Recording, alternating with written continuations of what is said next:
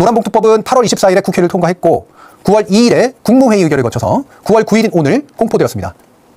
대단히 형식적인 절차일 뿐이어서 뭐 어차피 법은 통과된 거 아니냐 이렇게 생각 드실 텐데요.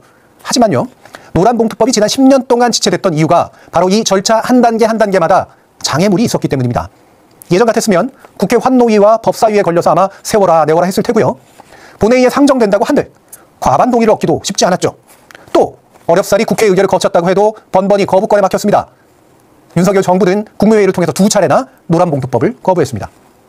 이번에 3번째로 국회의 강문을 통과한 노란봉투법은 그래서 오늘 공식적으로 이제 구속력을 지닌 법률의 지위를 얻었고요. 6개월 뒤 내년 3월 10일부터 시행됩니다. 이번에 2차 개정된 상법도 같이 공포됐는데요. 이 노란봉투법과 상법이라고 하는 것이 우리 경제에서 가장 기초적인 관계를 규정하는 노동 문제와 기업 운영에 관련된 문제에 상당한 효과를 낼 것이라고 생각됩니다. 자, 그럼 이 두 가지 개정법이 어떤 내용을 갖고 있고 왜 그렇게도 국회와 국무회의 관문을 통과하기 어려웠는지, 또 왜 그렇게도 재벌과 기업들이 그렇게 죽자고 막아왔는지, 그리고 이들을 광고주로 섬기는 언론들이 왜 자신의 일인 양 발벗고 나서서 막았는지 알아보겠습니다. 먼저 노란봉투법의 본래 명칭은 노동조합 및 노동관계조정법 제2조와 3조의 개정안입니다. 이 법은 줄여서 노동조합법이라고 부르기도 하죠. 자, 그렇게나 바꾸기 어려웠던 각 조항의 내용 이렇습니다.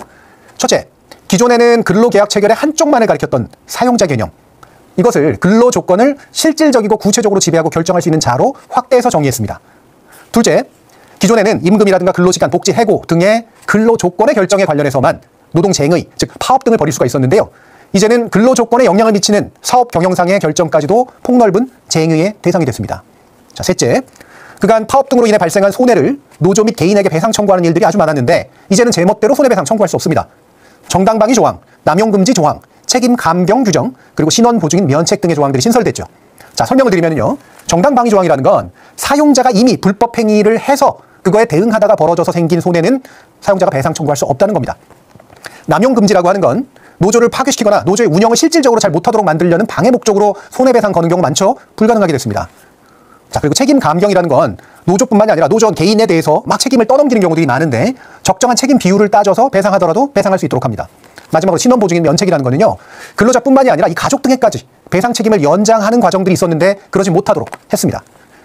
자, 이런 내용을 모두 모아서 자, 요약을 하자면 자신이 일을 시키는 사람에 대해서 책임을 안 지려고 하청에 재하청을 주면서 파견 인력을 사용하는 꼼수가 어느 정도 통제될 수 있고요. 정리, 해고 등에 대해서는 사실상 노조가 저지하고 나설 수 없었던 문제, 그리고 제일 중요하게는 노조 활동 자체를 봉쇄하기 위해 거하게 손해배상을 물리려고 했던 시도, 제동을 걸 수 있게 된 셈이죠.